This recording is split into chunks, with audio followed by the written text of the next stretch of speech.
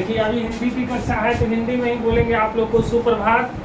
चलिए यहाँ से आप लोग को बताएंगे वर्ग 12 का विषय हिंदी, और हिंदी में पढ़ाएंगे आपको प्यारे नन्हे बेटे। क्या बताएंगे हिंदी में? प्यारे नन्हे बेटे।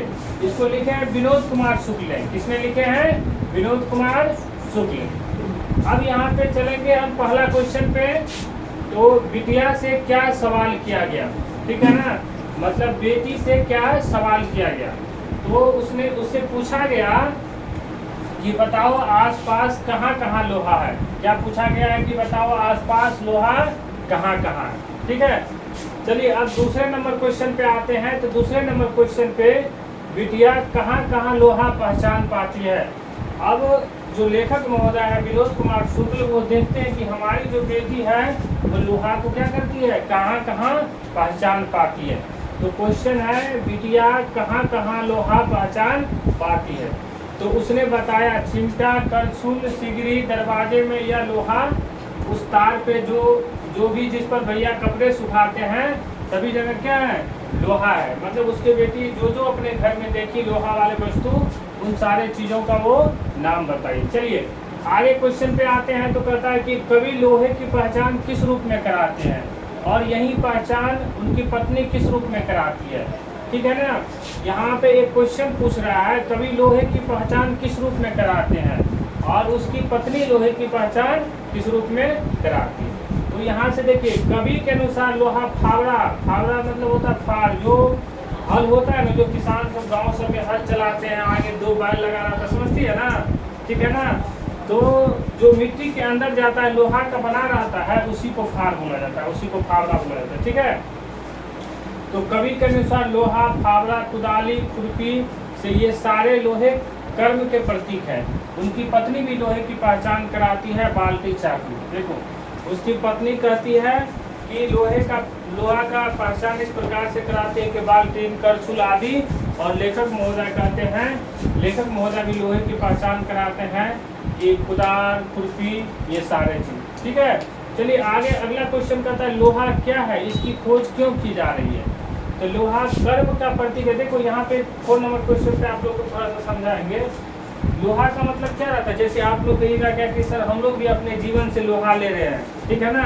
जैसे आप लोग क्या है कि 12th का एग्जाम देने के लिए मेहनत कर रहे हैं ना सर, तो ये सब भी क्या है, कर्म का ही प्रतीक है, ये सब भी लोहा का प्रतीक है।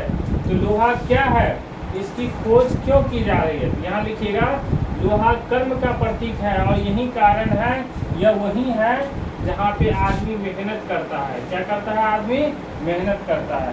गरीब, मजदूर, शोषित के जीवन का आधार है, ठीक है ना। कुल मिलाकर हम आदमी जो मेहनत करते हैं स्वयं लोहा। इसको देखिए यहाँ क्वेश्चन पूछ रहा है कि लोहा क्या है, तो लिखिएगा लोहा कर्म का प्रतीक है, ठीक है ना। क्या कहिएगा, लोहा क्या है, कर्म का प्रतीक है, और हम अपने जीवन में आगे बढ़ने के लिए, ठीक है, या फिर हम अपने जीवन में जो भी संघर्ष करते हैं वो क्या है, लोहा का प्रतीक है। चलिए अगला क्वेश्चन पे आते हैं। इस घटना से उस घटना तक, देखो यहाँ कह रहा है इस घटना से उस घटना तक, यहाँ किस घटना की चर्चा हो रही है, ठीक है ना। एक और तुम लोग को क्वेश्चन पूछ हिंदी का थोड़ा सा पीछे वाले चैप्टर का याद दिलाएंगे कि उसने क्या कहा था। याद है तुम लोग को? चैप्टर का नाम है उसने क्या कहा, चैप्टर का नाम है उसने कहा था। क्वेश्चन पूछा था उसने क्या कहा था, ठीक है ना। उसने क्या कहा था ये तो वहाँ पे बताएंगे, यहाँ पे बताएंगे कि इस घटना से उस घटना तक की चर्चा। क्या कहेंगे? इस घटना से उस घटना तक की चर्चा। एक बार फिर से क्वेश्चन रिपीट करेंगे। इस घटना से उस घटना तक यहाँ किस घटना की चर्चा की जाएगी या किया गया है। तो आप इस प्रकार से लिखेंगे इस घटना का घर गृहस्थी से तथा उस घटना का व्यवसाय से तात्पर्य है, साथ ही लोहे संघर्ष का प्रतीक है। देखो यहाँ इस घटना और उस घटना में तुम लोग अंतर समझे। एगो घर के बारे में जो भी घटना है, ठीक है, या घर की भी जो लोहा की वस्तु है उसके बारे में बताया गया है, और दूसरा ये भी बताया गया कि आप जब व्यवसाय करेंगे, व्यापार करेंगे, तो वहाँ भी क्या होता है कि आप लोहे का प्रयोग करते हैं, ठीक है ना। चलिए एक एक्स्ट्रा क्वेश्चन आप लोग को पिछले वाले चैप्टर का भी हम बोले थे कि उसने क्या कहा था। क्या क्वेश्चन पूछे थे, उसने क्या कहा था, आप लोग को याद है उसने क्या कहा था। उसने यही कहा था कि तुम अपने जान पे खेल के मेरे पति और मेरे बेटे की क्या करना, रक्षा करना। उसने क्या किया था, जो सैनिक था उसने अपने जान पे खेल कर उसके पति और बेटे की रक्षा की, और जब खुद मरने लगे तो उस टाइम क्या बोले कि उसने जो कहा था वो जाके कर दो।